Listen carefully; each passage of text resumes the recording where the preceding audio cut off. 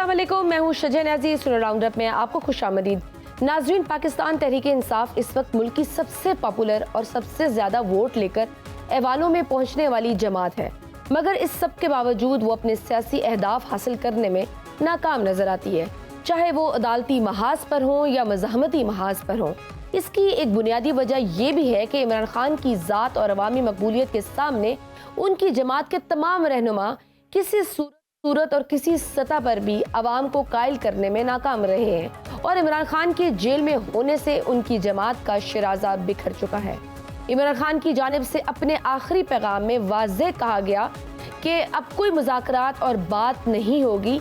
5 अगस्त से अवामी तहरीक चलेगी और फैसले सड़कों पर होंगे।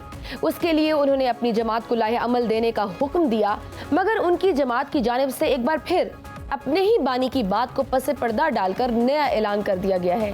अली अमीन के 90 रोज के बयान पर अब पार्टी के सेक्रेटरी जनरल सलमान अकरम राजा कह रहे हैं कि ये उनका इनफरादी बयान है, पार्टी का नहीं।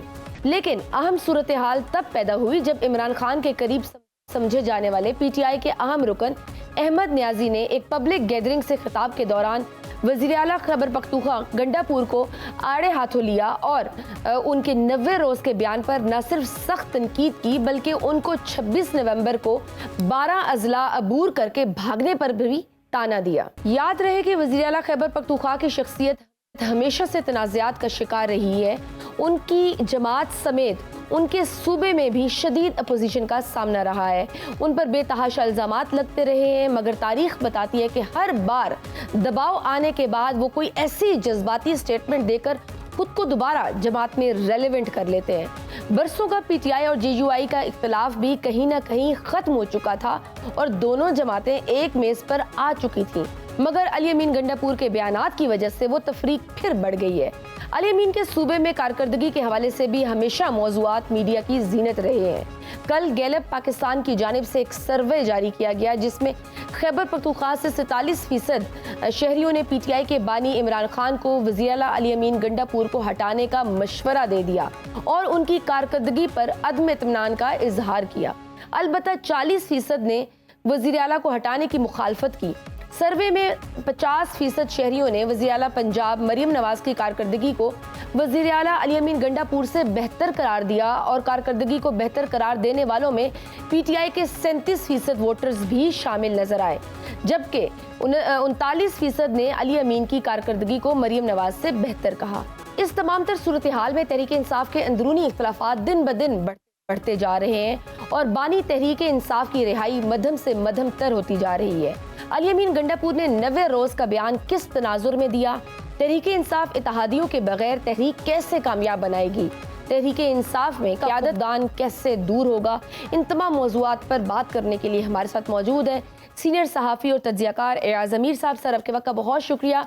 एयाज़ साहब, किसी भी हुकूमत के खिलाफ अवामी उमंगों की तर्जुमानी करने का काम अपोजिशन बेंच पर बैठे अफराद का काम होता है, मगर इस वक्त मुल्क में एक ऐसा मजबूत निज़ाम नज़र आ रहा है कि हजार खामियों और गलतियों के बावजूद उनके खिलाफ कोई अपोजिशन मौजूद ही नहीं है। तहरीक इंसाफ सबसे बड़ी अपोजिशन जमात है और वो अपने अंदरूनी इख्तलाफात के बायस मौजूदा निज़ाम को डोंट यू थिंक मज़ीद मजबूत कर रही है? आपको पता है कि किस किस्म का निज़ाम है, इसमें इस निज़ाम में क्या कुछ हो रहा है। अब डिटेल्स में मेरे ख्याल जाना मुनासिब नहीं होगा, ना आपके लिए ना वो क्या मैं अब ऐसे अल्फाज में क्या करूं। तो इसमें जो अपोजिशन को मुश्किलात का सामना हो रहा है वो गैर मामूली है, एक्स्ट्राऑर्डिनरी है। तो आप जो आम हालात का पैमाना है वो आजकल के हालात पर आप अप्लाई नहीं कर सकते। अच्छा, तो सर जैसे आप मौलाना फजल रहमान साहब कहते हैं, अब PTI ने कहा एक तहरीक चलाने को, तो वो कहते हैं कि जितनी भी बड़ी तहरीकें होती हैं वो किसी एक खास शख्स के इर्द गिर्द नहीं होनी चाहिए, बल्कि अवामी मसाइल को लेकर तहरीक चलनी चाहिए, उसके मकासद बड़े होने चाहिए। नहीं, ये सोच जो है, ये तहरीक वाली सोच बिल्कुल गलत है। अच्छा, तहरीक जो पाकिस्तान में तहरीकें हुई हैं पहले, और अगर आज कोई तहरीक की बात करें तो ये कोई बटन दीवार में नहीं लगा हुआ कि आप ऑन करें और तहरीक पैदा हो जाए। एक तो हालात होते हैं, मसाइल होते हैं, लेकिन एक बात याद रखिए पाकिस्तान में कोई तहरीक, चाहे अयूब खान के खिलाफ हो, चाहे जुल्फिकार अली भुट्टो के खिलाफ हो, चाहे मुशर्रफ के खिलाफ जो वकला तहरीक थी, वो जब तक खुफिया हाथ की मुआवनत ना हो, उनके इशारे ना हो, तो वो जोर नहीं पकड़ती। यहाँ पे हमारा अलमिया ये है कि जिन्हें हम अवामी तहरीक कहते हैं, उनके साथ खुफिया हाथ भी शामिल थे, तब भी वो किसी नतीजे पर पहुंचे। तो ये बात नहीं भूलना चाहिए। इस वक्त जो हुकूमत है, जो निजाम है, उसमें कोई ऐसी दरार नहीं है। तो ऐसे में तहरीकों का बात करना बिल्कुल खामख्याली है। और ये जो खासकर अगर आपका इशारा पीटीआई की तरफ है, ये जो इलेक्शनों के बाद 2 साल पहले जो 1.5 साल पहले इलेक्शन हुए थे जी, उनके बाद ये जो आए रोज किसी मूड में आके कि जी फलां जुमे से हम एहतजाज शुरू कर रहे हैं, ये बिल्कुल ही गलत सोच पे मबनी है। ऐसे आप मैन्युफैक्चर नहीं कर सकते, आप इजाद नहीं कर सकते एक तहरीक या एहतजाज का समा या मौसम। तो फिर आपको क्या लगता है सर, कहाँ कहाँ ये लाग कर रहे हैं? क्योंकि इनके पीटीआई के जो आपसी इख्तलाफात हैं वो इस कदर बढ़ गए हैं। अब आप जिस तरह देख रहे हैं, जैसे ये सेनेट का इंतखाब का माहौल बना है, दोबारा तमाम सियासी जमातें मुतहर्रक हो गई हैं। गुज़िश्ता कई अरसे से मौलाना फजल रहमान और तहरीक इंसाफ में कोई बातचीत चल रही थी, वो अब अली अमीन गंडापुर के बयानात के बाद ख़त्म होती दिखाई दे रही है। और साथ मौलाना से पीपल्स पार्टी और नून लीग भी मुलाकातें कर रहे हैं। आपको नहीं लगता कि गंडापुर साहब हर बार पीटीआई को फायदा की बजाय नुकसान ही पहुंचाते हैं इस तरह के बयानात देकर? लेकिन देखिए ना, जो क्राइसिस है, जो बुरहान है क़यादत का पीटीआई में, उसकी बड़ी वजह क्या है? बड़ी वजह तो ये है कि उनके लीडर जो है सलाखों के पीछे हैं, सही मुलाकात भी नहीं हो पाती, मखसूस हालात का वो सामना कर रहे हैं, अफरा तफरी इसलिए पैदा हो रही है। ये जो जमातें हमारी, ना सिर्फ ये जमात बल्कि तमाम जमातें सवाए शायद जमात इस्लामी के, वो लीडर्स के गिर्द घूमती हैं। जो मौलाना फजल रहमान का आपने नाम लिया है, उनका भी यही केस है। आप मौलाना को निकाल दें तो शायद JUIF की हैयत बदल जाए। जी, तो वो जो है, इनसे तो सही तरह मुशावरत नहीं हो पाती, मुलाकात नहीं हो पाती। 3 बहनें जाती हैं मुलाकात के लिए, उनका सामने है पीटीआई को। और वो जो तंजीम होनी चाहिए जमातों की, जो और मुल्कों में देखने में मिलती हैं, जमहूरी मुल्कों में तंजीम है, जी, ऐसी स्ट्रक्चर होता है, बिल्कुल, हाँ जी। तंजीम जो है हमारी सियासी जमातें पाकिस्तान में नहीं है। क्या नून लीग, क्या पीपल्स पार्टी, क्या पीटीआई, ये हमारा अलमिया है हमारी सियासत का, हमारी पॉलिटिकल पार्टीज का। तो लेकिन सर फिर एक तरफ से ये डिमांड भी करना कि हम मुज़ाकरात करेंगे तो फिर फैसला साज लोगों के साथ ही करेंगे, मुक़्तदरा के साथ ही करेंगे, हम सियासी जमातों के साथ नहीं बैठेंगे, ये कितना जस्टिफाइबल है? आप जहाँ पे फिर आप खुद जमहूरियत को कमज़ोर नहीं कर रहे। जो ऑप्शंस हैं, ये सियासी लोग हैं, इनके साथ अगर बैठे हल, इनके साथ बैठ के ही निकलेगा ना सर? नहीं, जमहूरियत की तो आप बात ही ना करें। ये कोई डेमोक्रेटिक कॉन्टेक्स्ट है। मैंने आपसे फिर गुजारिश कर रहा हूं, ये एक्स्ट्रॉर्डिनरी सर्कमस्टांसेस, इसमें जमहूरियत क्या, आइन की क्या हालत है, जुडिशरी की क्या हालत है, मीडिया की क्या पोजीशन है, जो सोशल मीडिया है जिसे हम कहते हैं, वो कितनी कदरों का सामना उसको करना पड़ रहा है। यहाँ पे बज़ाहिर डेमोक्रेटिक कवरिंग है, वो जो अंग्रेजी का मुहावरा है कि मलमल का दोस्ताना होगा, लेकिन मलमल के दोस्ताने के अंदर जो मुक्का है वो क्या मलमल का है या लोहे का है? तो यहाँ पे वो सिचुएशन पाकिस्तान की है। तो पॉलिटिकल पार्टीज और खास करके एक जमात है से जो इक़दामात हैं उनको सहना पड़ रहा है, उनका मुकाबला करना पड़ रहा है, वो एक ही जमात है। तो उसकी मुश्किलात बहुत हैं।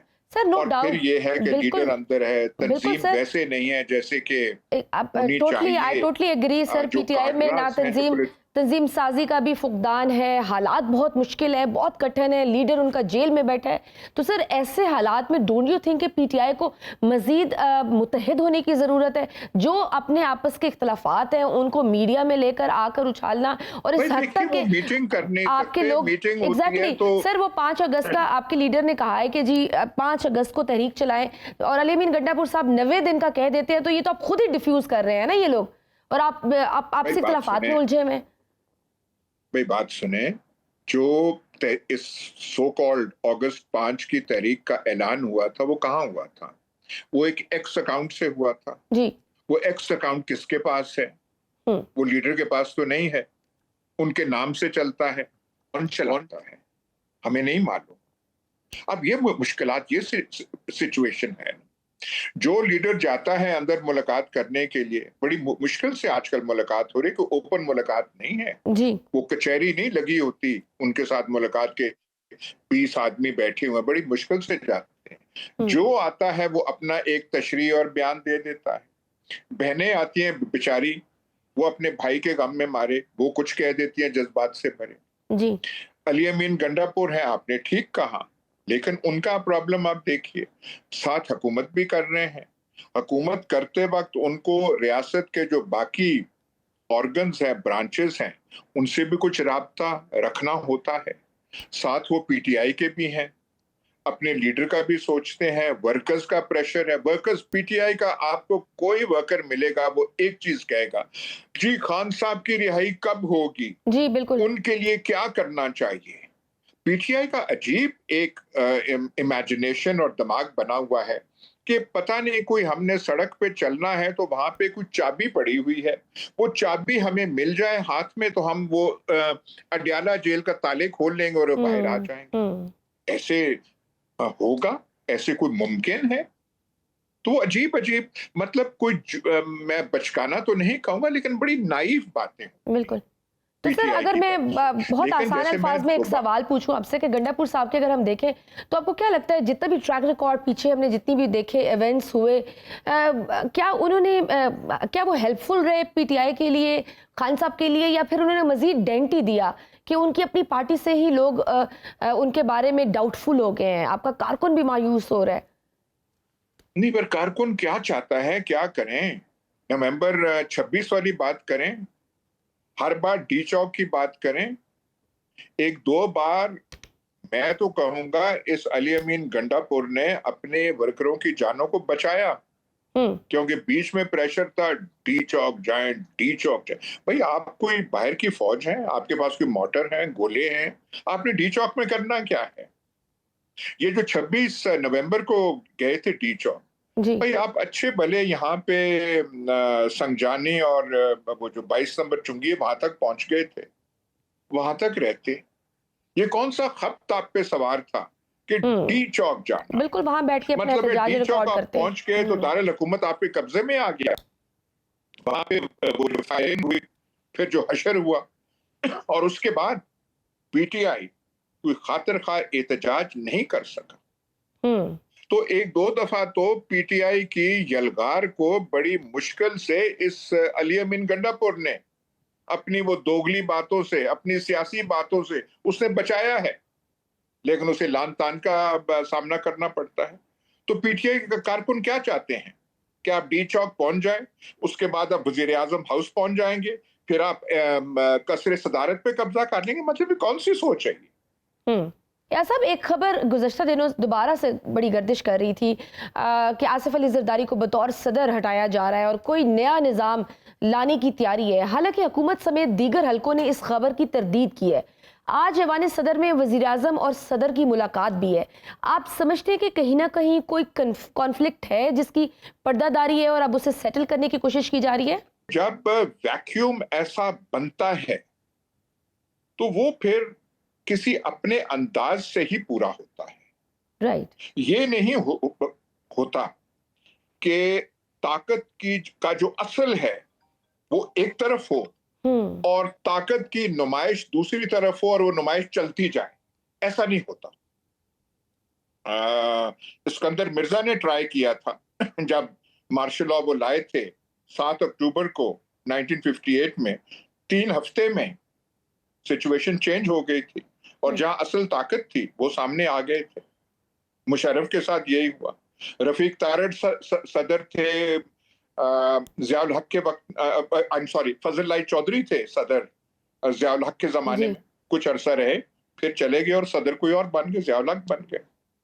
रफीक तारड़ से सदर जब मुशर्रफ आए थे, कुछ अरसा रहे, फिर हाँ हट जी गए और वो आ गए। तो हम्म ये आप देखिए, मैं नहीं कह रहा, मुझे कोई इंफॉर्मेशन नहीं है।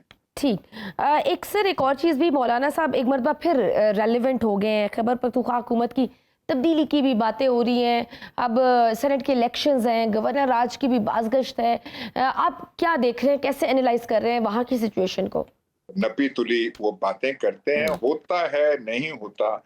बड़ी बात तो ये है कि एक नया निजाम पाकिस्तान में उसने अपने पंजे गाड़ दिए हैं। जी 26वीं तरमीम भी आपने देख ली, अदलिया का हाल आपने देख लिया, बाकी बहुत सारी चीजें रीजन में हो रही हैं। पाकिस्तान का इंटरनेशनल प्रोफाइल भी थोड़ा सा हो गया है। जी आप फाइनेंस मिनिस्टर की बात सुने तो वो तो ऐसे उनसे पता चलता है कि फाइनेंशियल और इकोनॉमिक सिचुएशन भी बिल्कुल स्टेबलाइज हो गई है।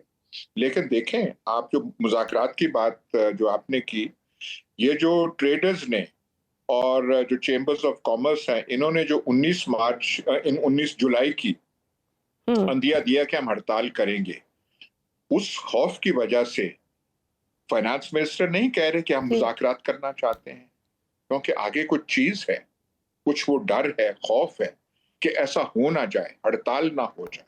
हम्म तो वही मैं आपसे पीटीआई से जोड़ूंगा। पीटीआई को देने के लिए उसके बाद पीटीआई के पास क्या है? हम्म ट्रेडर्स के पास तो बहुत कुछ है जी कि 19 को हड़ताल ना करें, जो टैक्स में, जो बजट में टैक्सेशन मेजर्स हैं उसके बारे में ना बोलें। और हुकूमत नहीं चाहती, हुकूमत, क्योंकि जो बाजार है, जो इंडस्ट्री है, जो हमारा रिटेल सेक्टर है और बाकी, उसमें कोई एहतजाज नहीं, उसे नहीं पसंद कि ऐसा हो, तो वो उनके दिल में डर है, इसलिए मुज़ाकरात ऑफर कर। तो बड़ी बातें ये हैं। ये जो है केपी की में कुंडी साहब क्या कह रहे हैं, गवर्नर क्या कह रहे ठीक, हैं। बहुत शुक्रिया सीनियर तजज़ियाकार अयाज अमीर साहब हमारे साथ मौजूद। नाज़रीन, दुनिया के आलमी मंजरनामे में तेजी से तब्दीली आ रही है, जहां भारत की आलमी हैसियत रोज बरोज कमजोर होती जा रही है, जबकि पाकिस्तान, चीन, ईरान, इंडोनेशिया और श्रीलंका जैसे ममालिक एक नए और मौसर इत्तेहाद की सूरत में उभर रहे हैं। ऐसे वक्त में चीन की मुआशी ताकत और पाकिस्तान की जियोपॉलिटिकल साख तेजी से मजबूत हो रही है। नायब वजीर आजम इसहाक डार और चीनी सदर की मुलाकात और फिर ईरान के सदर का पाकिस्तान को जंगी हमायत पर शुक्रिया अदा करना इस नए इत्तेहाद की जड़ों को मजबूत कर रहा है। फील्ड मार्शल आसिम मुनीर के इंडोनेशिया और श्रीलंका के दौरे न सिर्फ अस्करी ताल्लुकात बल्कि खित्ते में भारत मुखालिफ सफबंदी को तकवीत दे रहे हैं। भारत की हिंदुत्व पॉलिसी और खित्ते में बालादस्ती की ख्वाहिश के खिलाफ ये ममालिक अब मुतबादिल ताकत के तौर पर उभर रहे हैं। वहीं ईरान, जिसने रूस की यूक्रेन जंग में हमायत की, अब इसराइल से जंग के बाद रूसी सर्द महरी से नाला होकर चीनी असले और ताउन की जानिब झुक रहा है, जो आलमी ताकतवरों की तरजीहात में चीन की अहमियत को उजागर करता है। दूसरी तरफ अमेरिका का रूस पर जंगबंदी का मुतालबा जोर पकड़ता जा रहा है। जब सदर ट्रंप ने जंगबंदी ना करने पर पुतिन को इक्तिसादी धमकियां देना शुरू कर दी हैं, डोनाल्ड ट्रंप ने सख्त बरहमी का इजहार करते हुए कहा है कि वो रूस के रवैये से बहुत ज्यादा नाखुश हैं और सूरत हाल में बेहतरी ना आने की सूरत में सख्त मुआशी इक़दामात उठाने के लिए तैयार हैं। ऐसे वक्त में चीन और पाकिस्तान जैसे ममालिक न सिर्फ खित्ते में अमन और तवाज़ुन के ज़ामन बनकर उभर रहे हैं, बल्कि भारत को आलमी सतह पर तनहा करने की सलाहियत भी रखते हैं।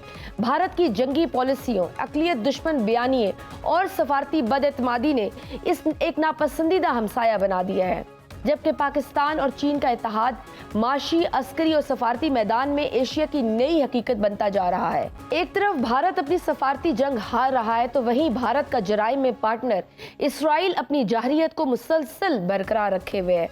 इसराइल की जंगी जाहरियत खसूसन गजा और मगरबी किनारे में फलस्तीनी अवाम के खिलाफ जारी मुजालिम अब एक इंसानी अलमियत से बढ़कर आलमी सतह पर सियासी और इखलाकी मुखालफत का मरकज बन चुके हैं।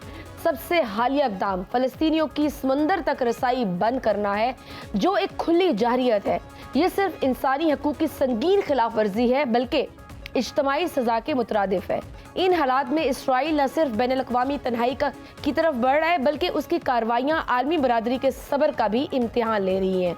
अगर आलमी ज़मीर ने अब भी खामोशी इख्तियार की तो ये दुनिया के इंसाफ पसंद निज़ाम पर एक बदनुमा दाग साबित होगा। इन तमाम तर सूरत हाल पर बात करेंगे। मौजूद है एयर मार्शल आमिर मसूद साहब। सर, आपके वक्त का बहुत शुक्रिया।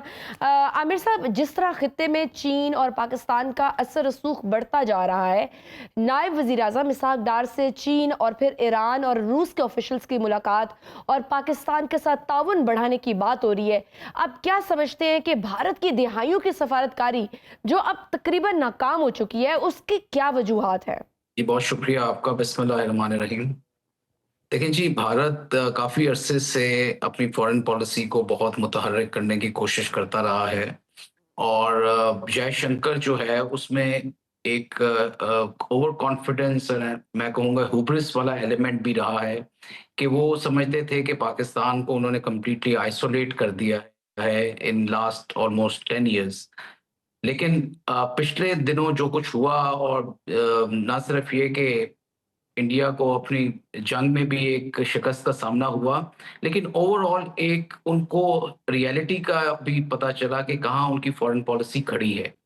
देखिए, इंडिया का जो एक कॉन्सेप्ट रहा है और जिसे मोदी हुकूमत बहुत स्ट्रांगली फॉलो भी करती है, ऑब्जर्व भी करती है और चाणक्य के डिसाइपल्स भी हैं, वो अर्थशास्त्र में ये बड़ा क्लियरली लिखते हैं कि जी, your immediate neighbours are your enemies and the neighbour of your neighbours are supposed to be your friends. तो ये कॉन्सेप्ट जो है उन्होंने हमेशा फॉलो भी किया है, जिसकी वजह से रीजनल लेवल देखा जाए तो डेफिनेटली जो आपने बात की कि इंडिया की आइसोलेशन होती हुई नजर आ रही है। जी। मैं खुद जाती तौर पे चाइना जा चुका हूँ, श्रीलंका गया हूँ, बांग्लादेश मैंने कोर्सेज किए हैं। मैं उधर की, जबकि बांग्लादेश के हसीना वाजिद की गवर्नमेंट भी थी, तो अगर आप एक नॉर्मल पॉपुलेशन के लोगों से बात करते थे या इवन मिलिट्री के कुछ लोगों से बात करते थे, तो आपको पता चलता था कि उनके लिए उनका जो इमीडिएट थ्रेट है वो उनका इमीडिएट नेबर इंडिया है। और अगर श्रीलंका को आप देखें तो श्रीलंका का तो नेबर है ही इंडिया सिर्फ, जी। उसके पास और तो आगे पीछे सारा समुंदर है। तो उनके जो एहसास थे वो इंडिया के मुतल्लिक बड़े नेगेटिव थे बिकॉज ऑफ द तमिल वाला जो इन्होंने एलिमेंट किया हुआ था, और रॉ स्पॉन्सर कर रही थी तमिल मूवमेंट को अगेंस्ट, और बहुत सारी ब्रुटैलिटीज हुई उधर, बहुत सारी किलिंग्स हुई, बहुत सारे सुसाइड अटैक हुए, और जितनी काउंटर टेररिज्म मेरा ख्याल में उन्होंने फेस किया है दुनिया में शायद ही बहुत कम कंट्रीज हैं, एक हम लोग हैं, एक वो हैं जिन्होंने सबसे ज्यादा फेस किया है। तो प्रभाकर को मारने के बाद कुछ थोड़ा-सा सुख चैन आया, लेकिन फिर भी उनकी इंटरफेरेंस रही। जब उनके बाकी जितने भी प्रेसिडेंट्स थे, उन्होंने 1-2 दफ़ा वार्न भी किया इंडिया को कि आपकी जो रॉ है वो डायरेक्टली इन्वॉल्व्ड है, वो हमें असैसिनेट करना चाहती है, लीडरशिप को भी। सो वो एक फीलिंग ऑफ थ्रेट जो है वो इंडिया के जितने भी नेबर्स हैं, चाहे वो नेपाल है, चाहे बांग्लादेश है, चाहे श्रीलंका है, इनमें मौजूद है कि वो अपना इमीडिएट थ्रेट इंडिया को और उसकी इंटेलिजेंस एजेंसीज को समझते हैं, उसकी इंटरफेरेंस को समझते हैं। सो ये बात आपकी बिल्कुल सही है कि इस मौके पे एक आइसोलेशन सी नजर आ रही है। और दूसरा फैक्टर जो है वो जब से इन्होंने एक स्ट्रेटेजिक पार्टनरशिप शुरू की है अमेरिका के साथ और उधर से मिलिट्री असिस्टेंस बहुत ज्यादा इन्होंने लेनी शुरू की है, तो रशिया भी उनसे काफी हद तक दूर होता जा रहा है। बिल्कुल So सर, सफारती definitely लेवल पे रीजनल तो लेवल पे इंडिया तो को बहुत ज़्यादा सुक्की का सामना हुआ है, काफ़ी एम्बैरसमेंट हुई है। जो रिसेंट इंडिया और पाकिस्तान की जो कशीदगी थी उसकी वजह से भी, लेकिन इंडिया अभी भी बाज नहीं आ रहा है। एक तो इस तरह के बयानात कि कभी भी हम अटैक कर सकते हैं, फिर दूसरा जो एक चीज़ है वो प्रॉक्सी वॉर्स की सूरत में अभी भी वो कहीं ना कहीं पाकिस्तान में अनरेस्ट करने की कोशिश मुसलसल किए जा रहा है। तो प्रॉक्सी वॉर्स के अलावा और आज भी हमने जिस तरह से आप देखा कि किस तरह से एक दहशतगर्द पकड़ा गया जो कि सपोर्ट कर रहे थे ये क्वेटा में इंडियंस ही। तो इसके अलावा एक प्रॉक्सी वॉर्स और उसके अलावा इंडिया और कहाँ क्या क्या चैलेंजेस हमारे लिए क्रिएट कर सकता है? जी देखिए, इंडिया के लिए पाकिस्तान का होना और पाकिस्तान की तरक्की होना उनके लिए एक ज़ीरो सम गेम है और हमेशा जी। से वो इस तरह समझते हैं, स्पेशली जब से मोदी की हुकूमत आई है, तो उनका तो बेसिक प्रेमाइस या उनकी जो जीत है इलेक्शंस में, हुँ। जितने भी उन्होंने इलेक्शंस जीते हैं दोनों दफ़ा, उसमें मेन फैक्टर ही ये रहा है कि पाकिस्तान जो है वो हमारा सबसे बड़ा दुश्मन है, मुसलमानों को हमने ख़त्म करना है और हमने जो है वो एक हमारी बर्तरी है पाकिस्तान के खिलाफ और हमने मोदी है तो मुमकिन है जैसे नारे उन्होंने लगवाए, हुँ। पाकिस्तान के अंदर हम घुस के मारेंगे, ये वो सारे तमाम नारे थे जो उनके रहे हैं और अभी भी इन्हीं नारों की बेसिस पे उनकी पॉलिटिकल माइलेज है। तो ये सोचना कि इंडिया किसी तरह से कोई पीसफुल डायलॉग्स के लिए कभी टेबल पे आएगा, मुझे मुमकिन नहीं लगता इस गवर्नमेंट के हुँ। होते हुए, मोदी की और जयशंकर और ये अजीत डोभाल वगैरह के होते हुए कि कभी ऐसा मुमकिन हो सकेगा और स्पेशली जो अज़ीमत उन्होंने अभी बर्दाश्त की है जी। और इस जंग के जो ऑब्जेक्टिव्स वो हासिल करना चाहते थे, जो कि मेरी नज़र में उनके कोई ख़ास ऑब्जेक्टिव नहीं थे, सिर्फ़ ये हुँ। एक अपनी डोमिनेंस और अपनी हेजेमनी कायम करना चाहते थे, वो नहीं हो सके। तो ये एक उनके ज़ख्म जो हैं इनके बहुत गहरे हैं। उनको बार-बार ये यही नैरेटिव दे रहे हैं कि सिंदूर ऑपरेशन खत्म नहीं हुआ, पॉज़ हुआ है। जी। अब पॉज़ होने से क्या मतलब है उनकी? मतलब यही है कि जी जो पहले सिचुएशन होती थी नो वॉर नो पीस वाली, तो अब it is going to be a more war and less peace और किसी न किसी तरीके से ये लोग हमें तकलीफ देने की कोशिश करते रहेंगे। हुँ। उन्होंने डायरेक्ट कन्फ्रंटेशन करके 2 दफ़ा देख लिया, पुलवामा में देख लिया, इस दफ़ा सिंदूर के थ्रू देखा, दोनों दफ़ा उन्हें शिकस्त हुई और वो जानते हैं कि मिलिटरीली वो कभी भी सबड्यू नहीं कर सकते मुस्तकबिल पाकिस्तान में को भी विद सर डायरेक्ट माज़ी की तरह कन्फ्रंटेशन। क्या कोई फ़ॉल्स उनके फ्लैग पास ऑपरेशन कर लेंगे? जैसे पहले उनकी देखिए रवायत रही है? फॉल्स फ्लैग ऑपरेशन तो वो प्रेमाइस के तौर पे करें ना कि जब उन्होंने कोई डायरेक्ट डायरेक्ट कन्फ्रंटेशन करनी हो, जो वो देख चुके हैं कि वो नहीं इस चीज़ पे किसी तरह से पाकिस्तान को हरा सकते। हुँ। उनका वही तरीका बेहतर है जो एक चालाकी और मक्कारी वाला तरीका है, जो प्रॉक्सीज़ को इस्तेमाल करने वाला तरीका है, जो वो हमेशा करते रहे हैं और हमें हुँ। अनफॉर्चुनेटली ज़्यादा वो ब्लीड करते रहे हैं। ना सिर्फ ह्यूमन रिसोर्स के ऊपर इकोनॉमिकली करते रहे हैं, इंटरनल वो एक फ्रिक्शन और डिवाइड क्रिएट करते रहे हैं और यही इसको वो तक़वियत देंगे और कुछ इस तरह के ऑपरेशंस वो ज़रूर करना चाहेंगे थ्रू टेररिज़्म या थ्रू प्रॉक्सीज़, जो कि आपने देखा कि रशिया के अंदर जिस तरह यूक्रेन ने कुछ लोगों को भिजवाया, ईरान के अंदर इज़राइल ने भिजवाया, हुँ। बेसिस पे भिजवाया, उनमें जाके हाई वैल्यू टारगेट्स को अटैक किया, उनको नुकसान पहुँचाया, ह्यूमन रिसोर्स को नुकसान पहुँचाया, आपकी जो मेन थी लीडरशिप उसको नुकसान। तो ये वो तरीक़ेकार होगा, जो मैं समझता हूँ कि इंडिया अपनाएगा आने वाले दिनों में। आमिर साहब, दिफाई सतह पर भी अगर हम बात करें तो पाकिस्तान की काबिलियत तो दुनिया ने देखी है। अब अगर खुदा ना खास्ता जैसा तवक्को की जा रही है कि मोदी अपनी बेबसी और हज़ीमत को मिटाने के लिए दोबारा कुछ ना कुछ ऐसा मिस एडवेंचर कर सकता है, तो ऐसे में आप पाकिस्तान फ़िज़ाइया के J-10C और चीनी 5th जनरेशन F-35 का भारत के MK-1 और राफेल से मुकाबला कैसे देखते हैं? जी देखिए, मैं नहीं समझता कि भारत अगले कोई 8 से 10 सालों में कोई ऐसा नया जहाज़ लेगा जो राफ़ेल से डिफरेंट होगा। अच्छा। अगर उन्होंने 6th जनरेशन जहाज़ जिसके वो खुद भी कोशिश कर रहे हैं और बाहर से रशिया से भी लेना चाह रहे हैं, हुँ। या Su-57 हो गया या J-35 हो गया, उसकी इंडक्शन और उसकी ऑपरेशनलाइज़ेशन में मेरा ख़्याल में एक कम से कम उन्हें दिहाई लगेगी, कम से कम 8 साल से 9 साल का अरसा उन्हें ज़रूर लगेगा। तो हुँ। मैं समझता हूँ कि जो हमारा अभी फ्लीट है, वो एक बड़ा स्ट्रॉन्ग फ्लीट है जो कि जहाज़ों के लिहाज़ से हमारे पास मौजूद है। तो किसी किस्म का मैं समझता हूँ कि वो हमें नुकसान एयर फ़ोर्स के लिहाज़ से नहीं पहुँचा सकते या कंट्रोल ऑफ एयर लेना उनके लिए बहुत मुश्किल होगा। हुँ। और पाकिस्तान का जो अभी फ्लीट है जिसमें F-16s हैं और उसकी मॉडर्नाइज़ेशन शामिल है, J-10 है और उसके अंदर एडिशनल वेपन्स की एक प्रोक्योरमेंट शामिल है और उसके अलावा JF-17 है। ये 3 जहाज़ ऐसे हैं जो मेरा ख़्याल में मुकाबले के लिए इंडिया के लिए काफ़ी हैं अगले 10 सालों के लिए।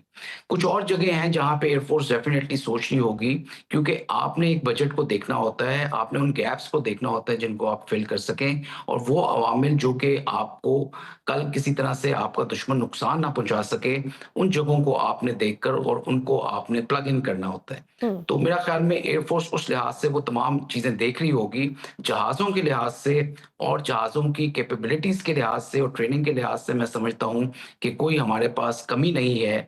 अगले 8-10 सालों के लिए भी इंडिया हमें किसी किस्म का कोई नुकसान नहीं पहुँचा सकता। बिल्कुल सही। अच्छा, ईरान की जानिब से भी जिस तरह रूस की बजाय अब चीन के दिफाई हथियारों पर शिफ्ट किया जा रहा है, जैसे J-10C जहाज़ों की खरीदारी का कहा गया है, आप क्या समझते हैं अगर ये जहाज़ ईरान के पास आ जाएँ तो उनकी फ़िज़ाई ताकत में कितना इज़ाफ़ा होगा और ये इसराइल के लिए कितना खतरनाक है? J-10 बहुत पोटेंट जहाज़ है। रशियन जहाज़ जो अभी मौजूद हैं, वो बहुत पोटेंट हैं, जिनको लेना चाहिए और ईरान को उसकी अच्छी ट्रेनिंग करनी चाहिए।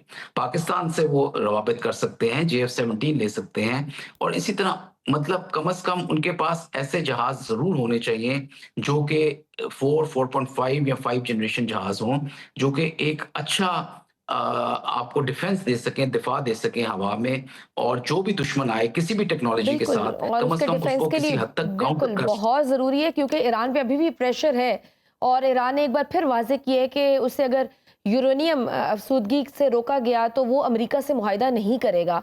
आप समझते हैं कि ईरान के इस रवैये पर ट्रंप दोबारा कोई मिसएडवेंचर करेगा और इसराइल को ईरान पर जरहियत के लिए सपोर्ट करेगा? अगर ऐसा होता है तो इस बार जंग का दायरा-कार क्या होगा? क्या दीगर ममालिक भी इसमें कूदेंगे? देखिए जी, जब से ये जंग खत्म हुई है, मैं समझता हूँ कि ईरान की पोज़ीशन पहले के मुकाबले में ज़्यादा स्ट्रॉन्ग हुई है और ईरान हुँ, को अब चाहिए कि जितना टाइम उसके पास अवेलेबल है, उसको या तो न्यूक्लियर हो जाना चाहिए क्योंकि न्यूक्लियर होना उसके लिए बहुत ज़रूरी है और इस जंग के बाद उसने और उसके मुल्क ने या उसके लोगों ने कम से कम इस बात का एहसास किया होगा, हुँ, जो पहले ये शायद समझते थे कि न्यूक्लियर होना हमारे लिए बहुत ज़रूरी नहीं है और हमें कोई वेपन ग्रेड यूरेनियम एनरिचमेंट नहीं करनी चाहिए। जबकि मैं समझता हूँ कि अब उनको इस बात का ज़्यादा एहसास हुआ होगा। ईरान वाला फैक्टर अलाइव रखना इस वजह से भी ज़रूरी है कि अमेरिका अपनी मिलिट्री इंडस्ट्रियल कॉम्प्लेक्स के वेपन्स भी बेचना चाहता है और हुँ, ये कंट्रीज़ जिनका मैंने आपसे नाम लिया, ये सबसे बड़े बायर्स हैं अमेरिका की वेपन्स का। जितनी भी मॉडर्न टेक्नोलॉजी होती है, वो इनके पास राइट, ज़रूर जाती है। हुँ, तो और वो इस वजह से जाती है क्योंकि ईरान वाला फैक्टर या ईरान वाला थ्रेट ये हमेशा कंसिडर करते हैं। इन कंट्रीज़ को और किसी मुल्कों से थ्रेट हुँ। नहीं है जितना ईरान से है। तो आने वाले दिनों में ये ज़रूर होगा कि ईरान अगर किसी तरह से एनरिचमेंट की उस लेवल पे पहुँचता है कि जिसमें वो वेपन बना सकता है न्यूक्लियर, तो दोबारा इस तरह का हमला हो सकता है ज़रूर। और उसमें डेफ़िनेटली अगर इज़राइल इस तरह का हमला करेगा तो अमेरिका के एक सिग्नल और एक इश्तराक से ही होगा, उसके बगैर नहीं हो सकता। बिल्कुल ठीक। Sir, last question, field marshal साहब का श्रीलंका और इंडोनेशिया का दौरा ये भी बहुत अहमियत का हामिल नजर आ रहा है और पाकिस्तान और श्रीलंका के ताल्लुकात के बढ़ने को भारत बड़ा खतरा महसूस कर रहा है, जबकि इंडोनेशिया मुस्लिम ममालिक के तरक्की याफ्ता ममालिक में शुमार होता है और इंडोनेशिया में इसराइल के हवाले से वही सख्त रवैया पाया जाता है जो पाकिस्तान का है। तो इन दौरों से मुस्तकबिल में पाकिस्तान की सफारती और दिफाई पोजीशन कितनी मजबूत होगी?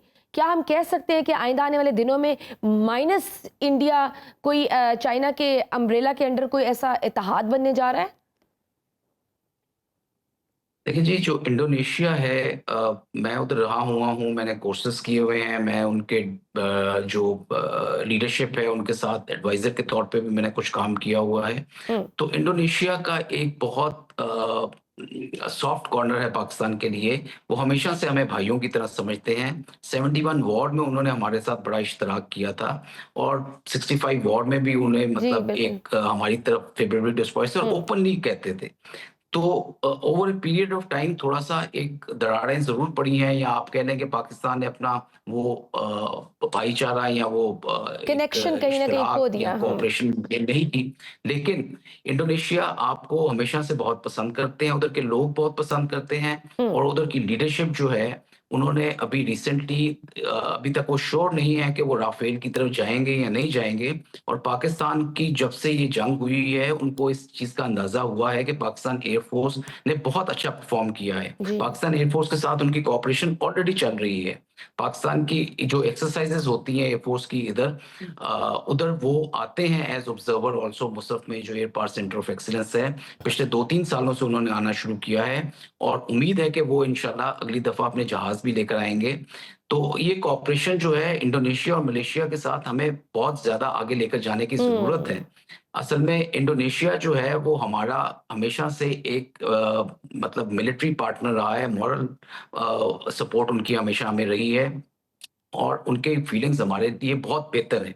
बिल्कुल। तो आने वाले दिनों में मैं एक्सपेक्ट करता हूँ इंशाल्लाह ताला कि, और इंडोनेशिया एक ग्रोइंग इकोनॉमी है। देखिए उनकी जी, और इकोनॉमी ये जो फील्ड है मार्शल इस साहब के वक़्त बड़े 1 ट्रिलियन अहम से दौरे ज़्यादा। होंगे श्रीलंका और इंडोनेशिया का, खास तौर पर जी, मौजूदा टाइम में इन दोनों मुल्कों को एंगेज उनके करना। जी, उनके बिल्कुल जो प्रेज़िडेंट अभी बने हैं प्रबोवो, वो पहले उनके डिफेंस मिनिस्टर थे और वो हुँ, एक्स 3 स्टार जनरल भी रहे हुए हैं। तो वो पाकिस्तान की मिलिट्री लीडरशिप को बहुत अच्छी तरह जानते हैं, बिल्कुल। पाकिस्तान की मिलिट्री सलाहियत को बहुत अच्छी तरह हुँ, जानते हैं, और उन्होंने ये भी तहैया किया है कि वो अपने डिफेंस बजट को बढ़ाएँगे और 2 तक लेकर जाएँगे, 2% ऑफ द जीडीपी। पहले उनका 1% के करीब था। राइट। तो एक ग्रोइंग इकोनॉमी है, जिसके पास पोटेंशियल मौजूद है, जिसके हुँ, पास पैसे मौजूद हैं, तो पाकिस्तान को उनके साथ मिलिट्री इश्तराक ज़रूर करना चाहिए, और बहुत सारी चीज़ें हैं जो पाकिस्तान उन्हें ऑफ़र कर सकता है। ठीक, ट्रेनिंग एक्सरसाइज़ेज़ के अलावा बहुत सी टेक्नोलॉजी है पाकिस्तान के पास, चाहे वो जो वो एवियोनिक्स शेयर कर सकते हैं, बिल्कुल एयरोस्पेस ठीक। की हो, हुँ, या चाहे वो आर्मी की हो, जिसको हम ऑफ़र कर सकते हैं। तो हमें ज़रूर चाहिए कि उनके साथ इस हुँ। वक़्त एक इश्तराक करें, जबकि वो अपनी मिलिट्री को रीअलाइन कर रहे हैं, अपनी मिलिट्री को मॉडर्नाइज़ कर रहे बिल्कुल हैं। ठीक। बहुत शुक्रिया एयर मार्शल आमिर मसूद साहब हमारे साथ मौजूद थे। नाज़रीन, गुफ्तगू आपने सुनी। आज के प्रोग्राम में बस इतना ही। इजाज़त दीजिए। अल्लाह हाफ़िज़।